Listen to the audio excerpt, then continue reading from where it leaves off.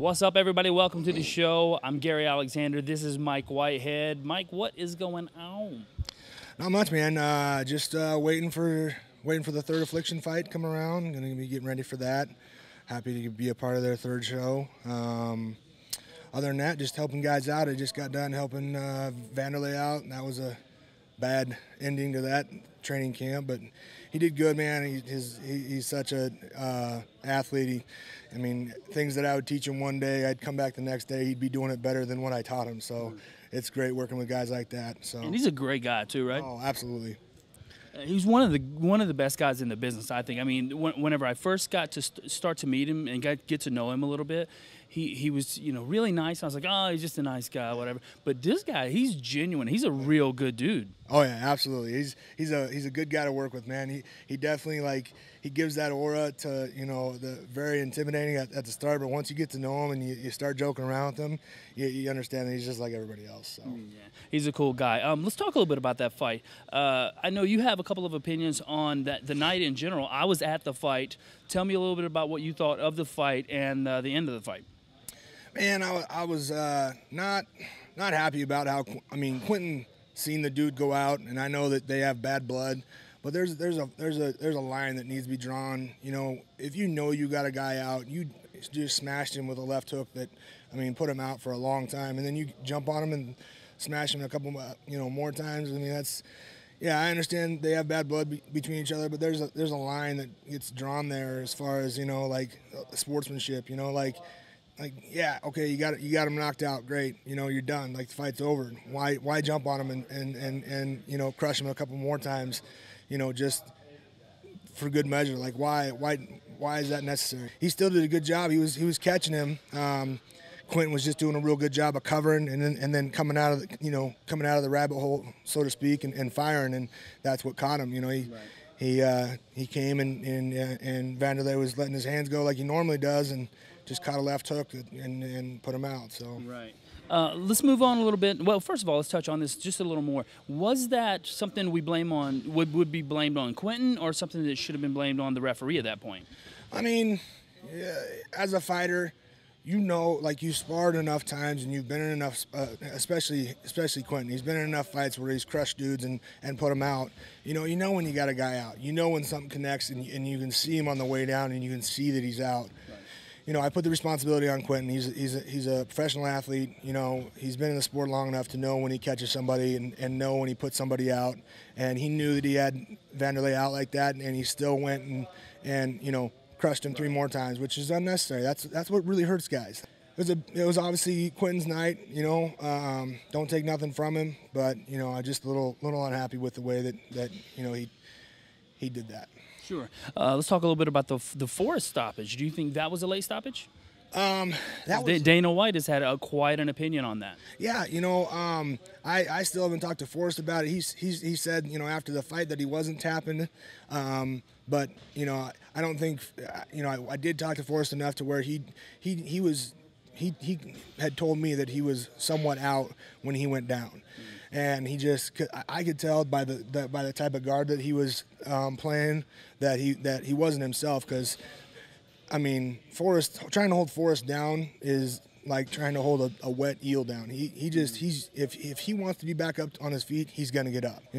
Obviously hat goes off to Rashad that night. That night was his night, and I do want to clear something up. As of that night, there was an interview I did, I think, on Raw Vegas, that everybody says that I'm bitter and that I dislike Rashad. I want to clear up the fact that it's not that I dislike Rashad. I respect Rashad as an athlete.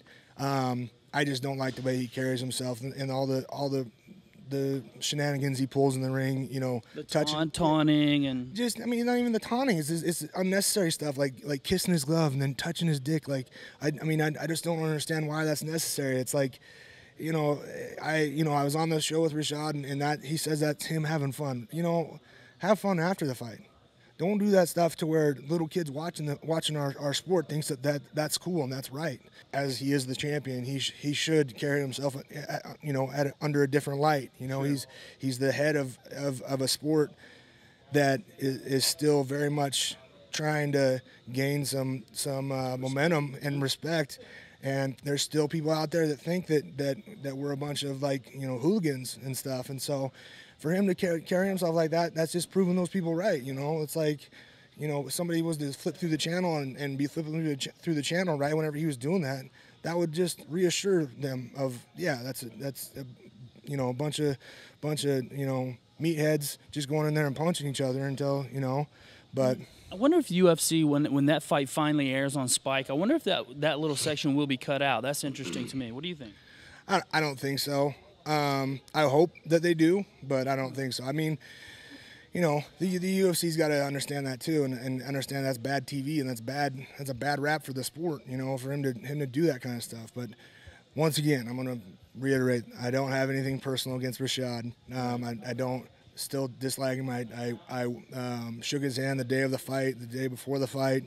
Told him good luck. You know, even though he was fighting my training partner. Like I said, I don't have anything personal against him. It's just the way that he carries himself. Now, let's talk a little bit about some of the people. What I like to do on my show a lot, and you guys know this, there's a lot of companies that get behind fighters, that take care of fighters, and allow you guys to really just concentrate on training and on being professional fighters. You don't have to go out and work for, you know, UPS and then come and try to train and try to fight. Tell me a little bit about some of the companies that are taking care of you and allowing you to do that. Okay. I mean, first off, obviously Affliction, I'm fighting for those guys right now. But one company that I do want to say a special thanks to is Billionaire Mafia, Lana Fuchs and the whole Fuchs family. I appreciate you guys. They've really done a real good job of taking care of me. This is their attire. They got some good stuff. Nice. Yeah, they got some good stuff. Really cool stuff. Check out their website, billionairemafia.com. I definitely want to throw my website in there. I've yet to do that. My website's been up for a while, and I still haven't thrown it up. But it's MMAironmike.com. Shocker Nutrition, Fairtex. Fairtex has been taking care of me for a long time. I appreciate those guys. Shocker Nutrition, those guys have been taking care of me. Addiction Motorcycles. They just hooked me up with a bike. I saw that bike. That bike is dope. Yeah, it's actually right now. It's up in Salt Lake with Nick Yama, and all the guys from Shocker Nutrition, Addiction Motorcycles. Definitely check out their new website. They got it up, addictionmotorcycles.com. Pigtails and Pompadours. A good friend of mine helped me out there. Tony, thanks for everything. Aduco websites. Definitely a guy been helping me out with my website for a long time. And then Resist. All those guys really been helping me out. I appreciate everybody's help throughout the years. So yeah. Absolutely. Companies like that allow fighters to really just concentrate on fighting, concentrate on training, and making it available to not only make money throughout the year, but enable yourself to be a high caliber fighter to where you can fight in the Affliction shows and make, you know, headliner kind of money or even main card or undercard money that a fighter, you know, closer to what you guys deserve. Exactly. It just makes it easier, and I appreciate it, all those guys. You know, like I said, the first couple really have been helping me out. Affliction, you know, Billionaire Mafia, Fairtex, you know, Shocker Nutrition. They've all been real big help. So appreciate you guys. Just want to take a minute and point out, I've done this with all my interviews since Christmas Day. Buddy of mine was shot on Christmas Day, Justin Eilers. You can find I do hope that people go on SureDog and search out. There's a fund for his son right now. Please, you know, go to that website. You know, if you got an extra $5, kick it in for you know, his son. He's got a son now who doesn't have a dad. So yeah, Justin Eilers. Just go check it out on SureDog and appreciate it. Very good. Thanks so much, guys. Make sure you visit that site on SureDog so you can get and donate to Justin Eilers' family, because, as Mike said, he has a son that doesn't have a dad, and those guys need a lot of help. So make sure you get involved, even if it's $2, $1. Exactly. When you think that won't help, trust me, it does help. So thank you very much, Mike. Appreciate it. Thanks, guys.